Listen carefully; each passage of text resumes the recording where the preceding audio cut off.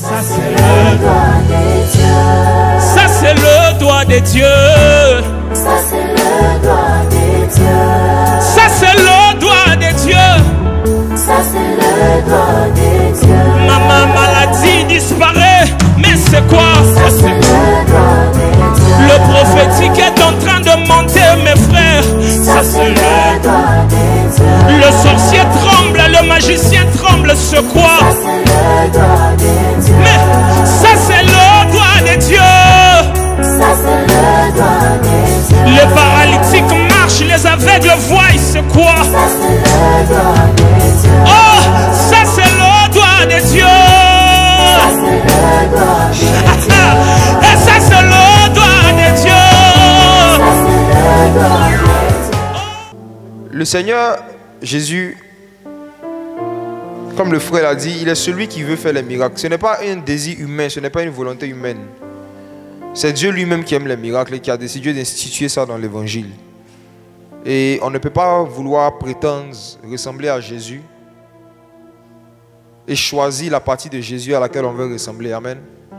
En tant qu'Église, le corps de Christ, nous sommes appelés à ressembler à Jésus sur tous ses aspects. On n'a pas le droit de trier. Et il y a deux raisons fondamentales pour lesquelles le Seigneur a mis des miracles dans l'évangile. Et si vous assure, si on enlève les miracles de l'évangile, on enlève automatiquement l'évangile de la Bible. Parce que, comme on a vu tout à l'heure, comme il a démontré, l'évangile a commencé par un miracle, la naissance de Jésus dans le ventre d'une vierge. Et l'évangile est fini par un miracle, la mort et la résurrection de Jésus qui est monté au ciel physiquement. Et si on enlève l'aspect surnaturel des manifestations de la présence de Dieu, nous fabriquons une religion, on fabrique un évangile qui n'est pas l'évangile de Jésus. Et malheureusement, c'est cet évangile aujourd'hui qui est répandu, qui séduit beaucoup de personnes, surtout parfois des intellectuels. Un évangile où on met l'accent sur l'habilité des hommes et des femmes à pouvoir bien expliquer les choses et à s'arrêter là, sans que de manière concrète des choses ne changent dans leur vie. Et j'aimerais vous dire ce soir, mes frères et sœurs, que l'un des motifs pour lesquels le Seigneur Jésus volontairement il fait des miracles, c'est pour éviter qu'on vive un miracle. Le Seigneur Jésus fait des miracles pour éviter qu'on vive un miracle qu'il ne veut pas qu'on vive. Et c'est de ça que je veux parler un peu ce soir. En fait, Dieu est tellement miraculeux, Dieu aime tellement les miracles, que même dans la manière dont il va punir ceux et celles qui vont mourir dans leur péché, ça sera un miracle. Tous les humains qui vont mourir dans leur péché vont vivre un miracle, qu'on appelle l'enfer. Le miracle de l'enfer est plus spectaculaire et plus prodigieux que le miracle que vont vivre ceux qui seront dans le paradis. Le miracle du fait que des hommes et des femmes seront jetés dans un lac de feu, mais ne vont pas mourir, c'est un grand miracle. Est-ce que vous pensez que sur la terre ici, on peut prendre quelqu'un, le mettre dans un lac de feu, et au bout de 3 jours, la personne va rester vivante? C'est possible? C'est pas possible. Si on prend quelqu'un et qu'on le met dans un lac de feu et qu'au bout d'une semaine la personne est toujours vivante, qu'est-ce que c'est? C'est un miracle. Alléluia. Qui vient de réaliser que même aller en enfer c'est un miracle encore? Miracle nous attend partout. Si tu ne renonces pas à la vie du monde, à la vie du péché, que tu meurs dans un état de péché, tu vas vivre un miracle pour l'éternité. Tu vas souffrir. Tu seras consumé par le feu, mais tu ne mourras point. Et ce que la Bible appelle la mort éternelle, c'est la souffrance éternelle. Parce qu'en fait, Dieu nous a créés pour qu'on soit éternel. L'âme de l'homme ne peut pas disparaître. L'âme de l'homme ne peut pas s'éteindre complètement. On a été créé pour vivre éternellement quelque part. Et tu peux vivre éternellement dans la présence de Dieu. Tu peux vivre éternellement dans le feu. Dans les deux cas, après ta mort, tu vas vivre un miracle de l'éternité. Et ce miracle qu'on appelle l'enfer, permettez-moi de vous décrire cela un peu. Vous savez, quand l'homme a péché et que le Seigneur a chassé l'homme du jardin d'Éden, parce que Dieu nous aime et que Dieu ne veut qu'aucun d'entre nous ne meure dans nos désobéissances, qu'est-ce qu'il a fait? Le Seigneur a décidé d'instituer ce qu'on appelle l'expiation, la propitiation. Ce n'est pas des choses compliquées, je vais expliquer. Ce sont des actes de sacrifice de sang à travers lesquels les pécheurs pouvaient se rapprocher de Dieu pour avoir sa faveur, entendre sa voix, être en communion avec lui malgré leur état de pécheur. C'était des actes à travers lesquels le pécheur devenait propice aux yeux du Seigneur. Comment? En versant le sang innocent. Mais, voici le principe de la propitiation. La propitiation consiste à ce que le pécheur transfère ses péchés et les conséquences de ses péchés sur un innocent. C'est-à-dire que toi, tu as commis un acte et normalement, on devait par exemple te mettre en prison. Mais si on doit faire propitiation pour toi, on va prendre un animal qui n'a rien fait et le mettre en prison à ta place. En fait, quelqu'un doit aller en prison. Si ce n'est pas toi, il faut que ce soit un autre animal. Et lorsque cet animal va aller en prison à ta place, à ce moment-là, tu peux être libre. Propitiation. Est-ce qu'on comprend? Donc, qu'est-ce que le Seigneur a fait? Il avait dit aux enfants d'Israël sous la loi qu'il y a des animaux qu'ils devaient prendre. Et en fonction du type de péché qu'ils ont commis, il y a un type de sacrifice à faire. Et si vous lisez le livre de Lévitique, là-bas, le Seigneur a détaillé quel type d'animal on devait sacrifier en fonction de quel type de péché l'homme a commis. Maintenant, le Seigneur lui a enseigné un principe. Le châtiment qui devait tomber sur vous va tomber sur l'animal. Donc, vous devez bien regarder ce qu'on est en train de faire à l'animal. Parce que ce qu'on est en train de faire à l'animal, normalement, c'est à vous qu'on devait faire ça. Mais à cause de la grâce de Dieu, c'est à l'animal qu'on est en train de faire. Donc, si vous lisez le Lévitique, vous allez voir que, par exemple, lorsque un animal devait faire propitiation, c'est-à-dire devait prendre la place d'un pécheur, on ne l'égorgeait pas juste comme ça, non. Non, non, non. On devait le dépecer. Il y avait une manière de couper l'animal. Il y avait des parties de l'animal qu'on devait enlever. On devait en fait massacrer l'animal et le torturer, littéralement. C'est dans le livre de Lévitique. Si toi, j'étais à l'époque de Moïse et que tu péchais, si tu veux que le Seigneur pardonne tes péchés, tu allais imposer la main à un mouton. Maintenant, on allait te dire, regarde ce qu'on est en train de faire au mouton. Le châtiment qui te donne la paix va tomber sur lui. Regarde. Et on prend le mouton, on le dépaisse. On enlève le foie, on enlève la graisse, on met sur l'autel, on coupe sa jambe, on donne le sacrificateur, on le dépaisse. Et la plupart des chrétiens qui lisent le livre de Lévitique pensent que c'est un livre que Dieu a fait écrit juste pour les ennuyer ou bien pour leur montrer comment est-ce qu'un moyen vient au temps de Moïse. La plupart des chrétiens ne lisent pas le livre de Lévitique. Surtout les détails. Quand ils arrivent sur les animaux, où on explique comment on devait tuer tel animal, telle partie on devait tuer, ils sautent. Qui reconnaît devant Dieu qu'il a déjà fait ça? Levez la main. Qui a déjà tombé sur le livre de Lévitique? Et puis on parlait des animaux là. Tu as tourné, ou bien tu as sauté. Qui a déjà fait ça? Moi c'était mon travail avant. J'ai fait ça pendant des années, pendant plus de 7 ans. Et puis un jour le Seigneur m'a dit, ce que tu refuses, ce que tu ne lis pas, ne va pas te rendre conscient de ce qui attend ceux qui vont mourir dans leur péché. Donc ta manière de prêcher l'évangile, il y a une compassion que tu n'auras pas pour eux. Si toi-même tu ne connais pas le danger qui attend les personnes qui vont mourir sans Christ, tu ne vas pas comprendre l'urgence de l'évangélisation.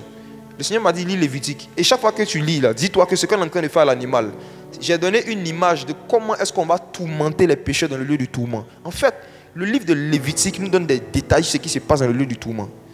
Parce que lorsque l'animal rentrait dans la maison de Dieu, dans le temple, on le tourmentait. Je vais vous montrer encore l'image. Regardez quelque chose.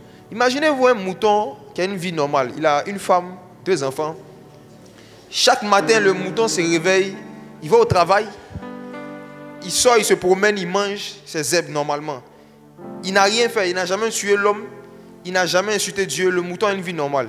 Et puis le mouton a son patron qu'on appelle le berger. Et son patron vient le voir pour l'informer qu'il aurait une promotion. Il dit au mouton que tu sais, parmi tous tes camarades moutons qui sont là, tu as été choisi pour faire une mission spéciale pour l'entreprise. Donc par rapport à ça, on va augmenter un peu ta rémunération. Toi, au lieu de manger 1 kg d'herbe, tu vas manger 2 kg d'herbe par jour. Voilà, on va te donner un traitement spécial. Tu vas manger les meilleures herbes du pays. Comment le mouton s'est senti? Honoré. Il va même rendre grâce à Dieu. Parce qu'on lui donne des herbes qu'on ne donne pas à ses amis. On est d'accord jusque-là? Ok. Maintenant, regardez ce qui se passe. Le mouton, pendant plusieurs mois, va subir une préparation. Et la préparation consiste à faire quoi? À l'engraisser. On fait ça jusqu'à aujourd'hui. Ceux qui font tabaski, et ceux qui ont l'habitude d'aller manger dans le tabaski, vous savez. Quand on sait que la date approche, qu'est-ce qui se passe? Le mouton qu'on compte sacrifier, là, c'est lui qu'on entretient le mieux. Vrai ou faux? On l'engraisse, on le caresse. Le mouton se sent aimé. Il ne sait pas ce qu'il attend. C'est pour ça qu'on dit que le mouton est bête. Le mouton devient plus docile, plus soumis. Parce qu'il commence à avoir des avantages sociaux qu'il n'avait pas avant. Il se voit en boss par rapport aux autres moutons. Et qu'est-ce qui se passe? Un matin, on l'informe que la mission dont on t'a parlé, c'est demain. Tu vas aller en mission. Je prends un mouton en temps de Moïse. Et Mettez-vous à la place du mouton. Il va commencer à bénir Dieu. Père, vraiment, tu as dit, ta parole est la vérité. Tu as dit, tu me prends de la boue, tu me fais asseoir à la table des rois. Il va commencer à glorifier Dieu. Et le mouton même voit que qui est en train de le conduire au temple, c'est Moïse même, l'homme de Dieu. Moïse y allons dans la maison de Dieu. Et Moïse prend le mouton, Moïse rentre dans le temple. Le mouton est encore plus rassuré parce qu'il s'est dit quoi? Je suis dans la maison de Dieu. Qui est Dieu? Celui qui donne la vie. Dieu donne la vie. Il est la vie. Donc si on m'emmène dans sa maison, c'est pour vivre, n'est-ce pas? Le mouton rentre, on fait la présentation au sacrificateur, on dit bon, voici le missionnaire. Et qu'est-ce que le mouton découvre? Il regarde et puis il voit d'autres moutons qui étaient là avant lui, ce qu'ils sont en train de le faire. Dans la maison de Dieu. Les sacrificateurs, les hommes de Dieu, prenaient des couteaux tranchants.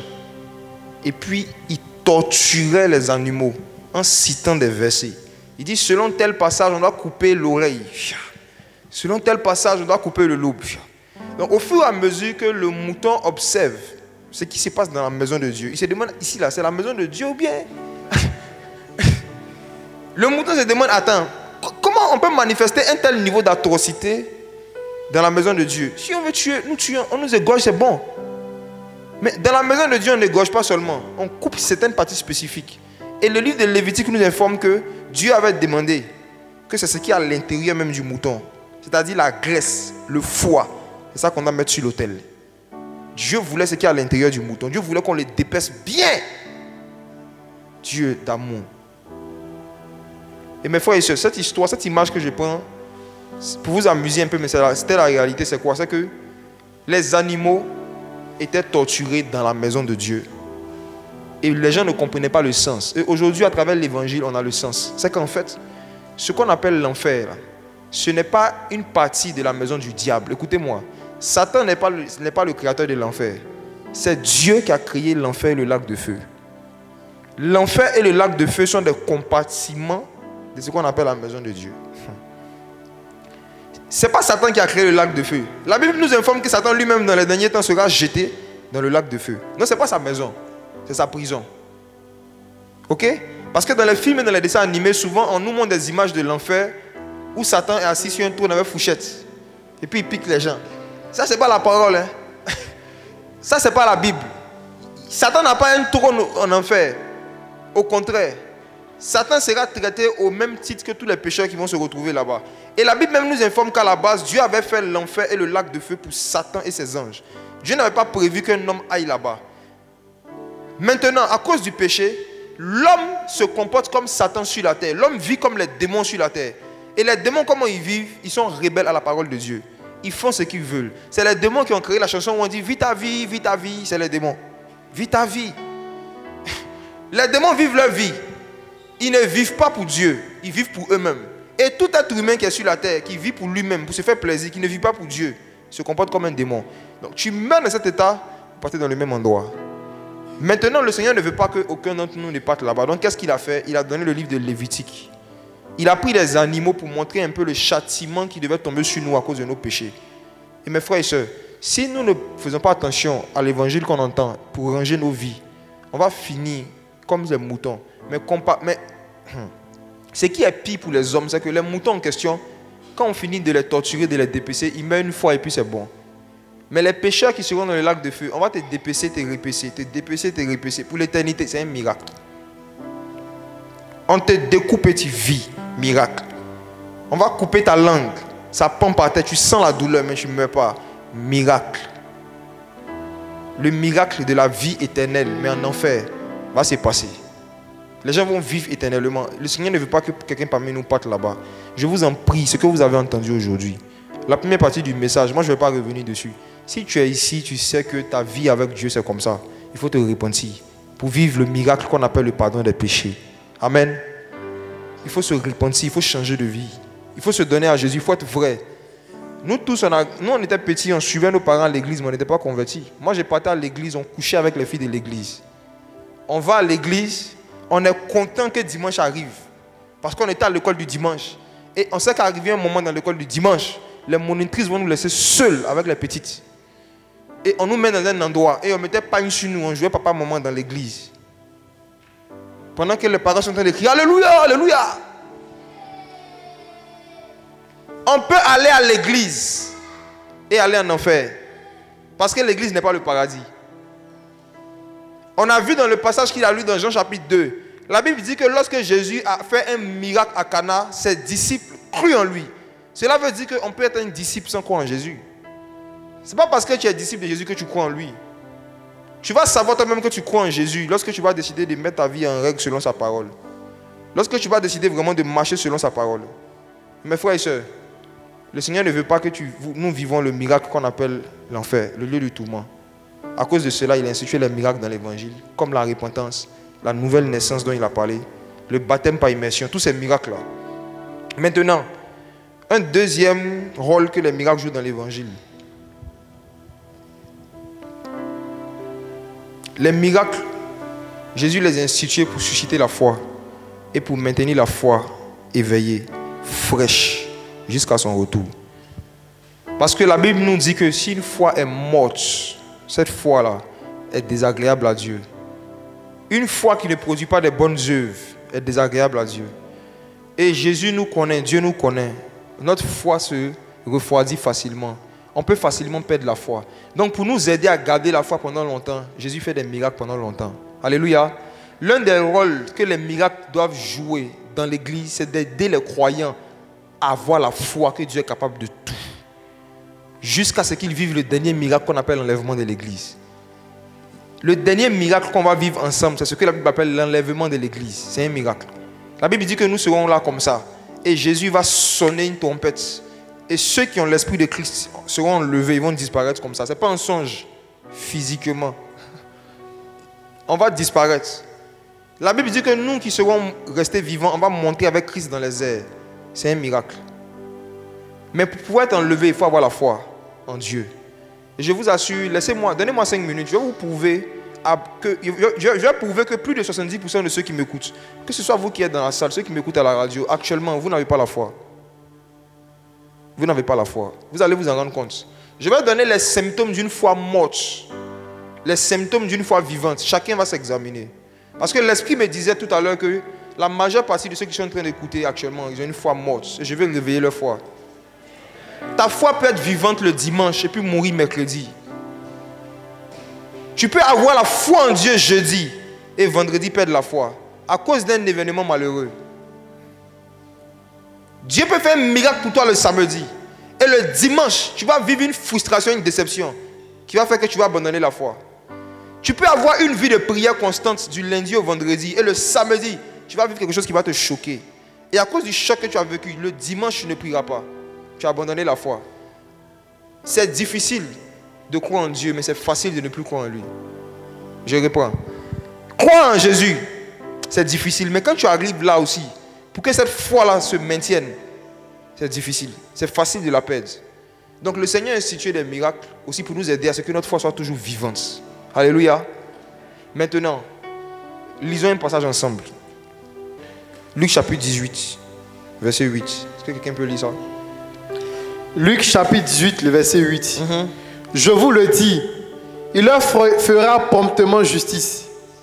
Mais quand le Fils de l'homme viendra, trouvera-t-il la foi sur la terre? De quoi Jésus parlait ici? Je reviendrai sûrement sur cette histoire quand je vais commencer à parler des veuves. Le Seigneur Jésus-Christ a parlé d'une veuve qui allait insister auprès d'un juge par rapport à un problème qu'elle avait.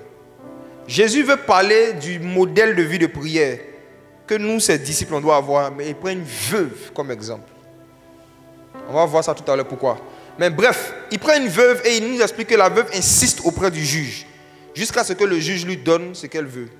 Et Jésus dit, regardez, ce juge-là, malgré qu'il ne craint pas Dieu, il a donné à la veuve ce qu'elle a demandé parce qu'elle a insisté. Combien de fois est-ce que Dieu ne va pas vous exaucer si vous insistez dans la prière? Maintenant, il termine sa prédication pour dire, mais est-ce que quand le Fils va revenir, il trouvera quoi sur la terre? Il trouvera quoi? Est-ce que vous pouvez me répondre? Il trouvera quoi? Est-ce qu'il trouvera quoi? Vous allez remarquer que Jésus n'a pas demandé, est-ce que quand le Fils va venir, il va trouver des églises sur la terre? Il n'a pas demandé, est-ce que quand il va revenir, il va trouver des veillées de prière? Il n'a pas demandé quand il va venir, est-ce qu'il va trouver des hommes de Dieu? Est-ce qu'il va trouver des prophètes, des pasteurs, des apôtres? Jésus dit, quand je vais revenir, la chose que je ne suis pas certain de trouver, c'est quoi? La foi. Ouh. Jésus était plus grand qu'un prophète. Il était lui-même l'esprit de prophétie. Donc il a regardé plus de 2000 ans, plus de 5000 ans après sa venue sur terre. Et il a vu que ce qui va manquer avant sa venue, c'est quoi? La foi. Mes frères, la foi c'est quoi? Allons lire Hébreux. On peut facilement penser la voir ou prétendre la voir. Au chapitre 11. Lis le verset 1, s'il te plaît. Hébreux 11, le verset 1. Or, la foi est une ferme assurance des choses qu'on espère. Une démonstration de celles qu'on ne voit pas. C'est bon. C'est l'une des définitions les plus complètes qu'on peut trouver de la foi dans la Bible. Maintenant, je vais expliquer les deux aspects de cette définition. Le premier aspect, on nous dit que la foi est la ferme assurance des choses qu'on espère. Automatiquement, dans la définition, nous voyons qu'il y a une différence entre la foi et l'espérance. Qui est d'accord avec moi? La foi, ce n'est pas le fait d'espérer des choses. La foi est la ferme assurance des choses qu'on espère. Ça veut dire qu'on peut espérer des choses sans avoir la ferme assurance que ces choses vont se réaliser. Et là, on n'est pas dans la foi. La différence entre la foi et l'espérance, c'est quoi? La foi dit, je sais que je vais avoir. L'espérance dit, peut-être je vais avoir. Je reprends. La foi dit, je serai exaucé. L'espérance dit, si Dieu veut, comment on dit ça en Dieu? Il y a un mot en Dieu là. Allah quelque chose, ou bien Inch'Allah. La foi dit, Dieu veut. L'espérance dit, si Dieu veut. Lorsque quelqu'un n'a pas la foi, la plupart des choses qu'il demande à Dieu, il les demande sans avoir la ferme assurance qu'il va recevoir. Avez-vous la foi? Quand vous demandez des choses à Dieu, qu'est-ce qui se passe dans votre cœur? Ce que vous êtes en train de demander là, vous vous dites que si Dieu veut, il va me donner. Ou bien vous dites, Dieu va me donner. La foi est la ferme assurance que ce que j'espère, je vais avoir. Dans la foi, il n'y a pas l'homme d'un doute. Dans la foi, il y a juste la patience. Je sais que je vais avoir la chose, mais c'est une question de temps. Quand Dieu veut, même pas si Dieu veut. L'espérance dit si Dieu veut. La foi dit quand Dieu veut. L'une des différences encore entre la foi et l'espérance, c'est que la foi est basée sur la connaissance de la volonté de Dieu. C'est-à-dire, tu sais déjà que Dieu veut faire quelque chose. Donc c'est par rapport à ça que tu pries. Exemple, Dieu a déjà dit dans sa parole, voici les miracles qui accompagneront ceux qui auront cru. En mon nom, ils chasseront les démons. C'est une information que la parole de Dieu te donne. Jésus veut chasser les démons. Et supposons que tu croises quelqu'un qui a un problème avec un démon, qui est possédé par un démon. Si tu pries pour la personne, en te disant dans ton cœur, je vais demander au démon de partir, et si Dieu veut, le démon va partir, tu n'as pas la foi. Tu pries dans l'espérance. Et on ne chasse pas les démons avec l'espérance, c'est la foi. La foi dit, Dieu a dit dans sa parole que il veut chasser les démons, donc le démon va partir. Mais l'espérance dit, je vais prier et puis on va voir ce qui va se passer. C'est comme ça que beaucoup de chrétiens prient pour les possédés, pour les malades. Je vais prier et puis on va voir. Ça, ce n'est pas la foi. Parce qu'il n'y a pas de résultat. La Bible dit dans Jacques chapitre 5 que c'est la prière faite avec foi qui sauve les malades. Mes frères et sœurs, la foi, il y a combien de personnes qui l'ont? Sur la base juste de ce que je viens de dire, qui peut dire ici que chaque fois qu'il prie, il cherche au préalable à connaître qu'est-ce que Dieu a dit par rapport à ça. La force de la foi, c'est que tu connais la promesse de Dieu et tu pries sur la base de la promesse de Dieu. Mais l'espérance, tu ne connais pas la promesse de Dieu, tu pries comme ça, au hasard. En fait, dans l'espérance, il y a l'ignorance. Le fondement de l'espérance, c'est l'ignorance. Tu ne sais pas si Dieu veut faire la chose ou pas. Donc tu pries comme ça. C'est comme si tu jettes des dés. L'espérance. Or, la foi te pousse à chercher la connaissance. La foi te rappelle que Dieu ne fait jamais quelque chose qu'il n'a pas promis. Donc si tu veux que Dieu fasse quelque chose, tu dois chercher ses promesses dans le domaine. Si tu veux prier pour un malade, tu dois d'abord te baser sur les promesses de Dieu dans le domaine de la guérison. Qu'est-ce que la parole de Dieu a dit par rapport à la guérison? et tu te bases dessus pour dire, Père, tu as dit dans ta parole que. Agis sur la base de ta parole. Ça, c'est la foi. La foi vient de ce qu'on entend. Et ce qu'on entend vient de la parole de Dieu. Mais l'espérance vient du hasard. L'espérance, c'est basé sur un souhait qu'on formule à Dieu sans savoir s'il a promis le faire ou pas. Et ça, ce n'est pas comme ça que Dieu nous appelle à marcher. Voici pourquoi, si vous voulez grandir dans la foi, vous devez grandir dans la connaissance des promesses de Dieu. La Bible est remplie de promesses, mes frères. Vous devez apprendre à mémoriser les promesses de Dieu dans chaque domaine de la vie. Dans le domaine de la guérison, qu'est-ce que Dieu a promis? Dans le domaine de la santé, qu'est-ce que Dieu a promis? Dans le domaine social, qu'est-ce que Dieu a promis? Dans le domaine de pouvoir à nos besoins, qu'est-ce que Dieu a promis? Si tu pries Dieu sans t'appuyer sur ses promesses, tu es en train de prier avec espérance. Oh Dieu, c'est la foi qui les ose. Qui vient de comprendre vraiment la différence? Est-ce que c'est compliqué ce que j'explique? C'est compliqué? Donc, la foi est la ferme assurance des choses qu'on espère.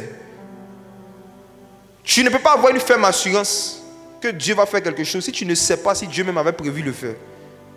Et les Écritures sont là pour nous montrer. Est-ce que Dieu a dit qu'il veut faire telle ou telle chose? Oui, tout à l'heure, la maman qui a parlé, la maman de la sœur, elle a dit qu'elle est malade. J'ai demandé quelle maladie.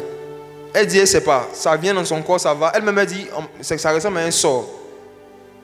Mes frères et sœurs, parce que je connais les promesses de Jésus pour ce genre de personnes, quand je vais prier pour elle tout à l'heure, je ne vais pas prier en disant, Seigneur, si tu le veux, guéris-la. Ce n'est pas la foi qu'elle sera en train de manifester. Parce que je sais déjà que Dieu veut. Et la Bible nous dit dans 1 Jean que l'assurance que nous avons, c'est que quand nous prions selon sa volonté, il nous exauce. Donc le fait que je sais déjà ce que la parole de Dieu dit pour ce genre de cas, je ne vais pas prier au hasard. Je ne vais pas jeter des dés. Hein? Ce n'est pas Ludo. Je ne vais pas venir devant elle et puis prier comme ça, faire une prière comme ça pour dire si Dieu veut ça va marcher. Arrêtez de prier comme ça pour les gens. Vous êtes incrédules. C'est le signe des disciples qui n'ont pas la foi. Et ce qui alimente le manque de foi, c'est l'ignorance de la volonté de Dieu. Et ce qui alimente l'ignorance de la volonté de Dieu, c'est l'ignorance des promesses de Dieu contenues dans les Écritures. Exercez-vous à mémoriser les promesses de Dieu. Vous, esprit qui êtes venu des profondeurs de la forêt, je vous ordonne par la puissance du Saint-Esprit de libérer les vies maintenant. Maintenant, éloignez-vous des corps au nom de Jésus. Mari de nuit, dégagez. Quittez-la. Au nom de Jésus, le mouvement de la délivrance. Il y a une femme qui est ici. Tu aimais beaucoup boire la bouillie avant. Et tu allais un jour dans ta famille, ils avaient préparé la bouillie de riz. Ils ont mis du poison à l'intérieur. Et à cause de cela, ton ventre gonfle de manière anormale. L'effet que le poison devait avoir n'a pas eu lieu. Mais le poison est encore dans ton corps. Pendant que je parle, la puissance de Jésus te touche. Toi qui as été empoisonné par une bouillie, toi qui as le ventre qui gonfle de manière anormale, la puissance de Jésus vient sur toi. La puissance du Saint-Esprit vient sur toi. Le Seigneur libère tes entrailles. Le Seigneur libère tes entrailles. Bonsoir à tous. Bonsoir. Bon, mon témoignage, c'est concernant la bouillie de riz là. C'était toi? Ok. Vas-y, dis-nous. Bon, j'étais allé passer mes vacances dans une ville de la Côte d'Ivoire appelée Lakota chez ma tante. Et puis, je suis tombée malade là-bas. Ils ont pris... Bon, j'aimais boire la bouillie de riz avant. Maintenant, étant là-bas, ils ont pris la bouillie de riz et puis ils ont mis une poudre noire là-dedans. C'est ça. Ils ont dit que c'était un palu, donc ça pouvait soigner ça. Donc j'ai bu. Depuis lors, ça fait que j'aime plus boire la bouillie de riz, j'aime même pas sentir ça. Mais j'ai pas fait le lien au fait. Et puis il y avait des ballonnements au niveau du ventre, mais j'ai pas fait le lien. J'ai jamais imaginé que c'était ça. Et puis par la grâce de Dieu, vous avez révélé ça et puis on glorifie le nom du Seigneur. Amen. Amen. Regarde. Est-ce que tu te souviens exactement des personnes qui étaient présentes dans la pièce où on t'a donné la bouillie de riz? Oui. Il y avait... Attends. Tu te souviens des gens qui étaient là? Oui, monsieur. Je te souviens qu'il y avait une qui avait attaché un pagne et puis qui avait porté un Spencer. J'en habille comme Spencer là. Comme débardeur là. Sans manche comme ça, qui avait attaché un pagne. Oui. Ok. Et ce qu'elle avait porté en haut là, c'était un bleu. Oui. Tu te rappelles de ça? Oui, mais... Viens. Viens. Le ciel est ouvert. Regarde. Je te donne les détails parce que le Seigneur m'a montré la scène. Tu vois, je n'ai parlé que de l'empoisonnement de la bouillie de riz, mais ce n'était pas le seul problème. Il y a une en particulier là, elle avait attaché un pagne, je reprends. Et elle avait porté un habit comme Spencer, les bras minces là, que les femmes portent là, comme un débardeur là. Et puis il y avait un peu de bleu dedans. C'est une sorcière. Tu vois non? C'est une sorcière. La même poudre là, elle a mis ça aussi dans une pommade que tu utilisais, qui est un peu comme le beurre de karité. N'est-ce pas? Ok, j'arrive. Regarde, j'avais remarqué que la couleur de la pommade là, j'avais l'impression que ça avait changé, même l'odeur. Mais tu n'étais pas sûr. Je n'étais pas sûr. Tu as pris la pommade, tu as mis sur toi. Et tu avais remarqué que l'odeur était un peu bizarre, mais tu n'as pas regardé. On prenait ça pour masser ma poitrine. Voilà, j'arrive. Le poison qu'elle a mis dedans, c'est pour te donner un cancer de sein en fait. C'était pour te donner un cancer de sein. Et après que tu sois quitté là-bas, il y a des fois où tu as commencé à voir que tu te soufflais très vite. Tu te soufflais plus vite qu'avant. C'était un problème, un cancer de sein qui avait commencé, un début de cancer de sein qui avait commencé. Mais regarde ce qui t'est arrivé. Quelque temps auparavant, j'étais dans un marché un jour et il y a une femme qui devait charger ses bagages, tu l'as aidé à charger, c'était une veuve. Regarde.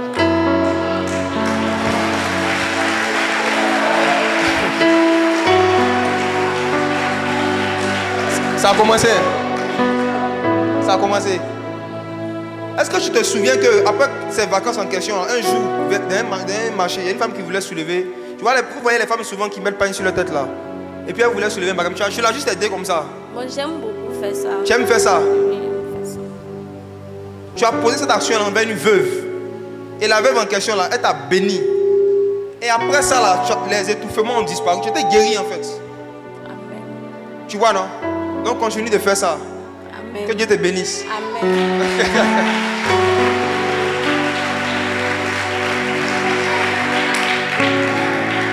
Excusez-moi, ça a commencé. Bonsoir. Bonsoir. Comment ça va? Oui, ça va bien. Homme de Dieu. On se connaît? Non, c'est ma première fois. La première fois de venir ici. Oui. Tu es un prophète. Tu le sais? Tu sais pas? Bon, il y a eu un pasteur dans notre église qui a prié pour moi et qui m'a dit ça.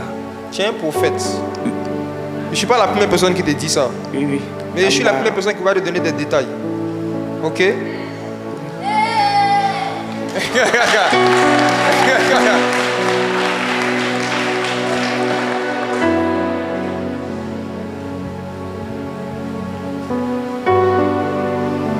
Depuis ta naissance, le Seigneur t'a donné une sensibilité particulière à la cause des femmes qui sont maltraitées. Depuis ton enfance. Les femmes qui sont maltraitées, les femmes qu'on brime là. Voilà. Et il y a une certaine empathie. C'est-à-dire que le même problème, si c'est un homme et si c'est une femme qui a. Si un homme et une femme ont le même problème, non, toi tu auras plus d'empathie pour la femme. Tu as remarqué ça chez toi? Oui, j'ai remarqué. D'accord. Si c'est ce qui fait ça, c'est le type de ministère prophétique auquel tu as appelé. Tu vas beaucoup consoler des veuves. Les femmes battues, les femmes abandonnées. Le type de ministère prophétique que toi tu vas exercer, c'est un ministère de consolation auprès de ce type de femmes-là. C'est pour ça que le Seigneur même, il y a une sensibilité naturelle, une compassion naturelle qu'il a mis en toi depuis ton enfance. Quand les femmes sont brimées, quand les femmes ont des problèmes, il y a une sensibilité particulière que le Seigneur a mis en toi.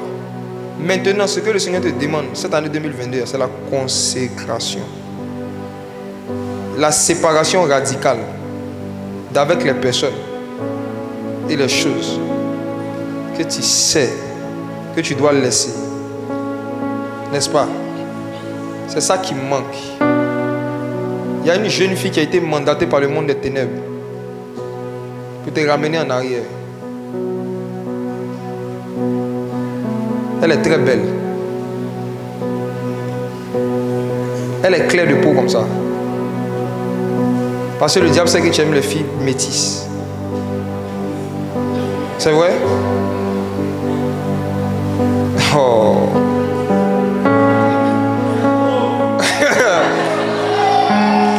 Regarde. Consacre-toi. Il y a des choses merveilleuses qui t'attendent avec le Saint-Esprit. Coupe les ponts avec eux, avec elle. Il y a des choses qui t'attendent avec le Saint-Esprit. Concentre-toi sur ta Bible. Concentre-toi sur ta vie de prière.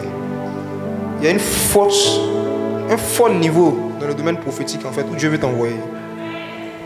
Mais ça va passer par beaucoup de temps de prière, de méditation, de jeûne et d'isolation de certains de tes amis. Il y a un de tes amis, il aime jouer aux jeux vidéo. C'est ton gars.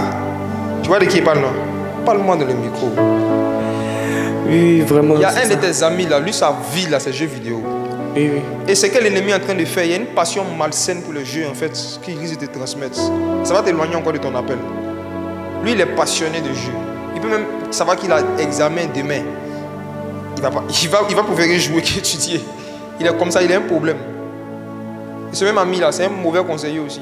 Par rapport aux histoires de sanctification. C'est un mauvais conseiller. Il est pervers. N'est-ce pas? Parle-moi. Oui, il est pervers. Il aime faire des blagues souvent, dire des choses souvent sur les parties des filles là. Parce que je le vois en train de parler avec toi. Et en général, quand il fait ces blagues là, tu fais pas aussi, mais tu ris beaucoup. C'est vrai ou bien c'est faux? Quand il fait ça, tu aimes ça, tu ris. Toi, tu fais pas, mais tu aimes les gars qui... Tu as dit, je devrais dire à quelqu'un que tu aimes les dégameurs. Donc quand il fait des blagues sur les filles, tu ris. Mais toi, en toi, tu sais qu'il y a une sémence à l'intérieur de toi qui n'aime pas ça. Mais tu fais ce moment-là, tu ris. N'est-ce pas? Oui, parce que tu ne veux pas être rejeté de ton groupe d'amis. Tu as peur qu'on te voit en soirée. N'est-ce pas? Il faut me parler dans le micro. Oui, c'est ça. Je te dis quelque chose de la part de Jésus. L'onction rend soyez.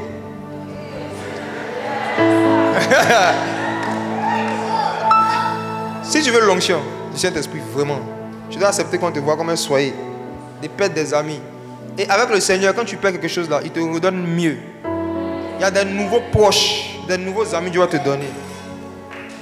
Et ce n'est pas la passion des bêtises, des plaisanteries bizarres sur les parties des filles qui vont te donner. C'est la passion de la parole de Dieu. La passion de la prière. Et donne le micro à ton voisin.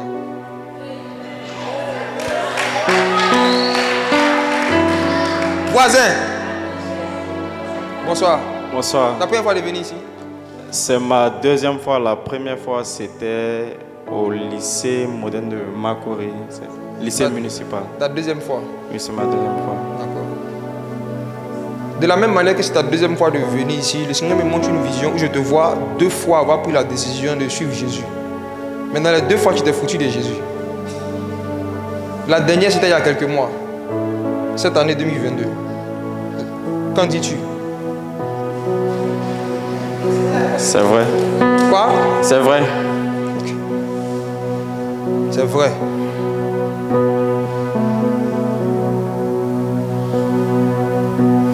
Et je te dis de la part du Seigneur, si tu ne te consacres pas vraiment à Jésus, tout droit comme ça, si tu n'es pas droit avec le Seigneur, à ton jeune âge, tu risques d'avoir un taux de glycémie qui est fort élevé. Déjà que tu as un appétit pour le sucre. Si tu ne te consacres pas au Seigneur, le diable va te mettre dans un truc où tu vas avoir le diabète jeune en fait. Jésus veut ta guérison. Amen. Tu comprends, non?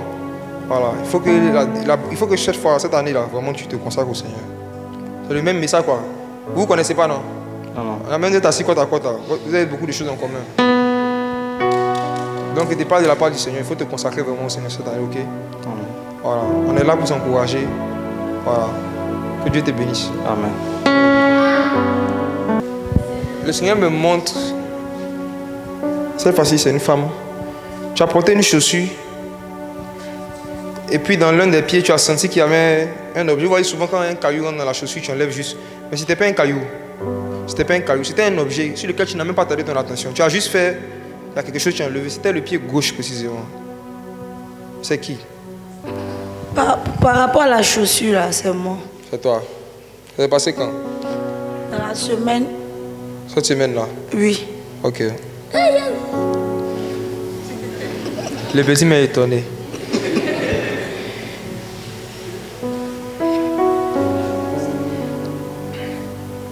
L'objet en question que je vois, c'est comme un petit morceau de... une forme de bois. Un petit morceau de bois. Je te rappelle? Parle-moi dans le micro. Oui. Il rentrait au magasin, puis c'est rentré dans mes chaussures. Donc voilà. Et puis je suis rentré. Le lieu où tu vends là, il y a une femme qui fait du maraboutage en fait. Voilà. Donc tu n'es pas sa seule vie, sa seule. Hein. Elle a distribué les bois là un peu. Elle a distribué un peu devant chaque magasin. Mais tu sais, nous qui sommes en Jésus, ça c'est des plaisanteries. Le Seigneur permet qu'on en parle, que tu saches juste ce que c'était, mais ça ne va avoir aucun effet sur toi. Ça ne va avoir aucun effet, ça n'aura aucun effet.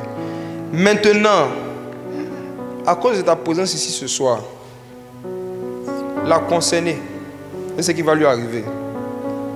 Pour ce qu'elle a osé faire. Elle va perdre son magasin. Il y aura une embrouille entre elle et la responsable du magasin où elle est. Donc, quand le premier déménagement, tu vas voir, à côté, tu sais c'est qui en même temps. C'est dans moins d'un mois, elle va quitter là, elle va quitter le lieu dans moins d'un mois. Il y a une embrouille qui commence maintenant là-bas.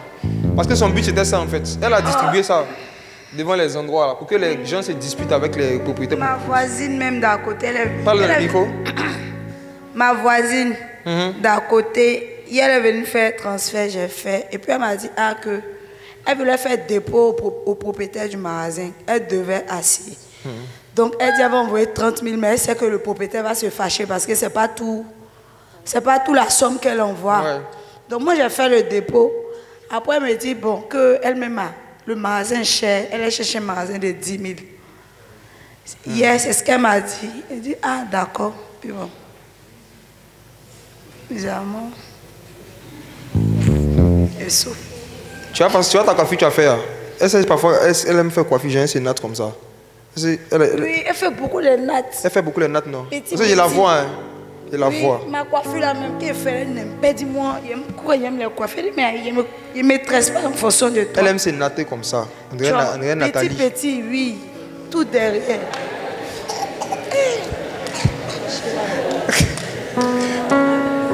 Elle natte comme ça. Et oui, souvent quand elle parle, il y a des gens petits crachats qui sortent de sa bouche comme ça. Souvent elle salive comme ça. Ma chère, il faut la laisser ses problèmes. Dieu voulait juste que tu saches qu'il est avec toi et te garde, c'est tout. Amen. Seigneur, parle, ne te retiens pas. Parle, ne te retiens pas. Parle, ne te retiens pas. Seigneur, parle, ne te retiens pas. Parle, ne te retiens pas. Parle, ne te retiens pas. Seigneur, parle, ne te retiens pas. Parle, ne te retiens pas. Seigneur, parle, ne te retiens pas. Parle, ne te retiens pas. Seigneur, parle, ne te retiens pas. Parle, ne te retiens pas. Seigneur, parle, ne te retiens pas. Agis, ne te retiens pas. Agis, ne te retiens pas. Seigneur, agis, ne te retiens pas. Agis, ne te retiens pas. Agis, ne te retiens pas. Seigneur, agis, ne te retiens pas. Alors, je veux lancer un appel. Est-ce qu'il y a quelqu'un ce soir qui, après avoir entendu tout ce qu'il a entendu, a réalisé qu'il n'a jamais pris la décision vraiment de naître de nouveau, de commencer une nouvelle vie avec Jésus, qui veut prendre cette décision aujourd'hui? se donner à Jésus, commencer une nouvelle vie avec le Seigneur et marcher maintenant comme son disciple. Si tu as pris cette décision dans ton cœur, tu vas lever la main là où tu es avec moi. Est-ce qu'il y a quelqu'un dans cette salle qui prend la décision ce soir de se donner à Jésus, commencer une nouvelle vie avec lui? Tu peux acclamer le Seigneur pour lui. Tiens-toi debout.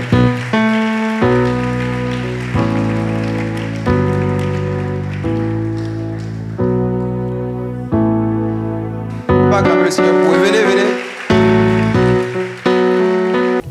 Il y a quelqu'un ici, à chaque fois que tu manges du poisson, il y a toujours une voix qui te dit que arrête, ça va se bloquer. Tu as commencé à développer une phobie par rapport au poisson. Il y a toujours une voix qui te dit que arrête, ça va se bloquer dans ta gencive, hein. Ça va se bloquer dans ta gorge. Hein. Et puis souvent, chaque fois que tu es devant le poisson, c'est la pensée qui t'anime.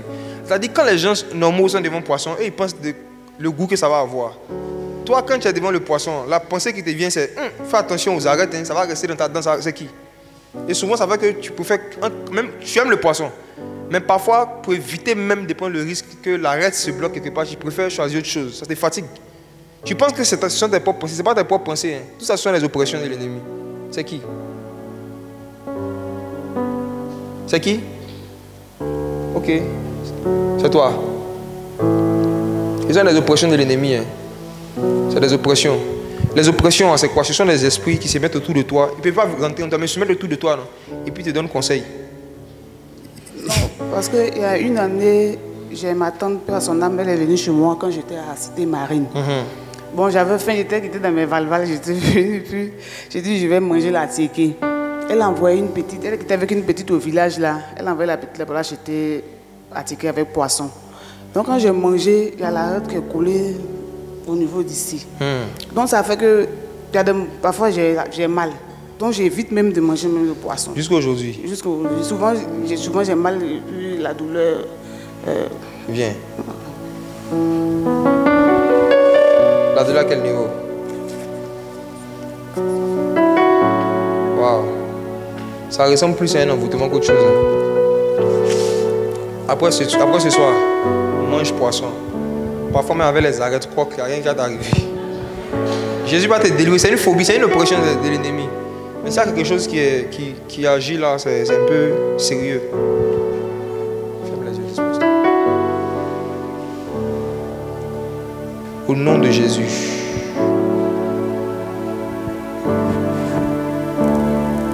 Effectivement, je vois l'arête. Effectivement. C'est une petite arête. Ça a blessé un nez ici. Et le nez a fait que la douleur, je vois comme ça. Le Seigneur ouvre mes yeux, je vois. Effectivement. Ça va partir tout de suite. Jésus va enlever ça. Arrête. Disparaît. Le Seigneur rafraîchit cette partie-là. Tu vas sentir l'arête quitter. Disparaît. Disparaît. Disparaît. Disparaît.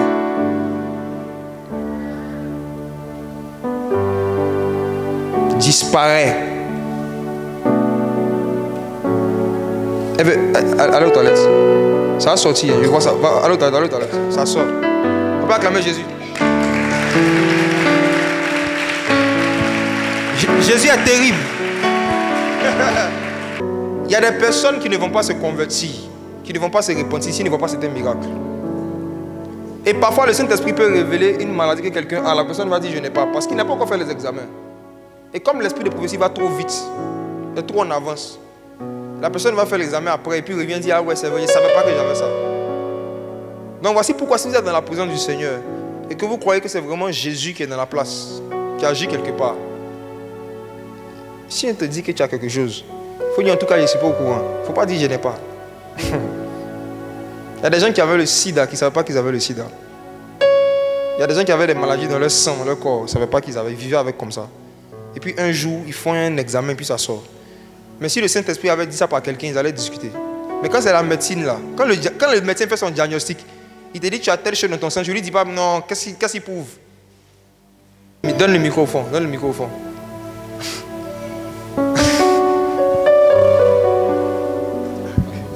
Quand tu as levé la main en fait tout à l'heure comme ça là, l'Esprit du Seigneur m'a donné une vision. Hey. Je t'ai vu en train de secourir financièrement un ouvrier qui s'appelle Ali. C'est-à-dire que c'est comme si tu étais sur un chantier, tu seras sur un chantier. Et parmi les ouvriers qui vont travailler là-bas, il y a un qui s'appelle Ali. Tu l'as déjà rencontré? Bon, parmi mes ouvriers, je connais un Ali, mais c'est un jardinier. C'est de ça qu'il parle. Ali en question, tu dois le secourir financièrement. Il a un problème par rapport à son logement. Il a un problème. Il dort dans des conditions très très bizarres. Tu ne pourras pas peut-être prendre une maison pour lui et tout, mais il y a un geste financier que tu dois poser envers Ali en question. Et quand tu as levé la main comme ça, c'est sa vision que le Seigneur m'a montrée. Donc il faut aider Ali. Quelle est la sortie d'aujourd'hui? Ok, pas de souci. Selon ce que tu as résolu dans ton cœur. Ok. Mais il faut résoudre quelque chose dans ton cœur, quoi. Viens, s'il te plaît. Si tu peux donner, je peux pratiquer.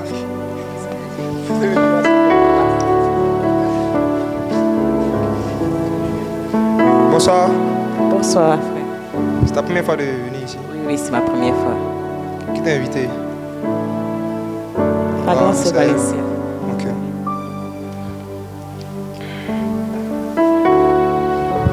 C'est ma première fois de te voir. Et le Seigneur me donne une vision où je te vois en train de prier dans une chambre après avoir écouté un enseignement. Et dans ta prière, tu as dit au Seigneur que tu as utilisé deux mots dedans. Tu as parlé de consacrer et puis tu as parlé de sanctification. Exactement. Ça s'est passé il y a quelques jours, il y a moins de 2 semaines. Oui, oui. Hein? Oui, effectivement. Okay. Il y a moins de 2 semaines. Dieu dit qu'il t'exauce. Amen. Il dit qu'il t'exauce. Amen.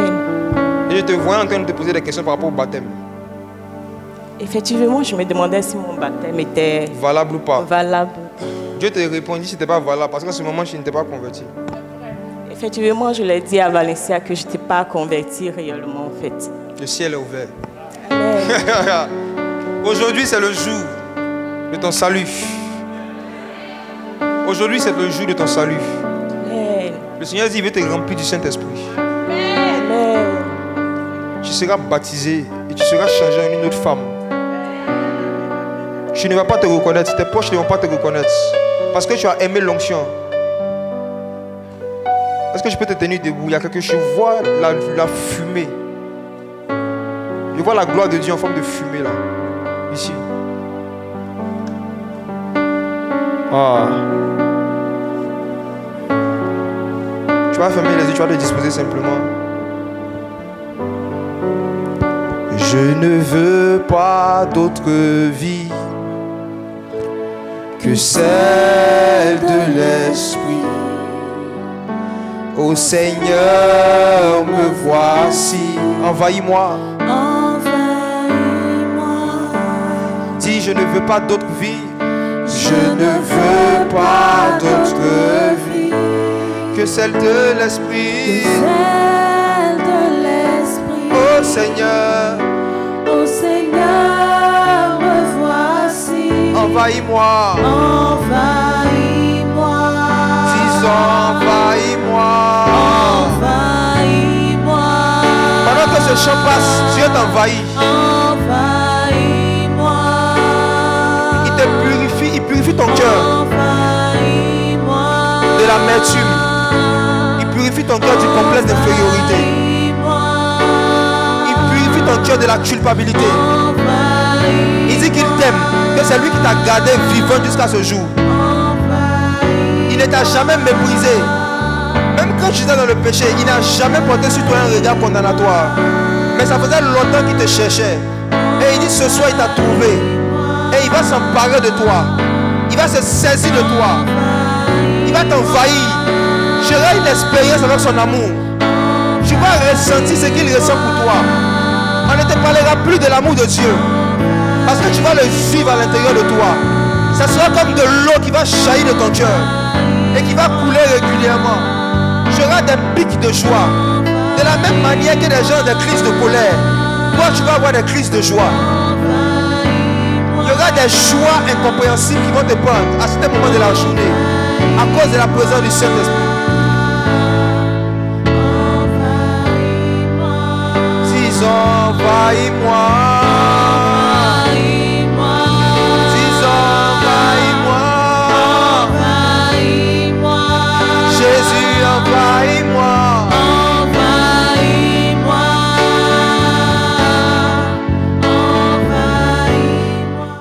Ça c'est le doigt de Dieu, ça c'est le doigt de Dieu, ça c'est le doigt de Dieu.